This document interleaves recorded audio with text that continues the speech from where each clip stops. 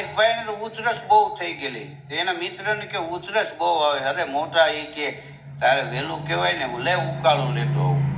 ઉકાળાને પડી ગયું, જાણે એ પોતે જ આ ઓહળિયા જાણતું હોય એમ. ઘણા તમે જરીક તમને કાંઈ થાય સલાહ દેવા વાળા આવી જાય, બોલો આ કરો ને ઓલું કરો ને. આપણે એમ થાય કેમ જાણે આ દેશી દવાનો વૈદ હોય. એ કે આ ઉકાળો પી લેજે. પછી બીજે દી ભેગો થયો કે ઉકાળો પીજો તો કે ના પીજો નહીં પણ ચાખ્યો. કે પછી એમ થયું કે ઉધરસ પલેરી, ઉકાળો નથી. એ કેવો ઉકાળો હોય છે. હા, અને પાછો લખણ ખોટો. એ કે આમ મને ઉધરસ આખો દી આવે, હુઈ જાવ એટલે ન આવે, જો કોક જગાડે તરત ઉપડી જાય. તને હુવા કેટલા દી દેવું અમારે?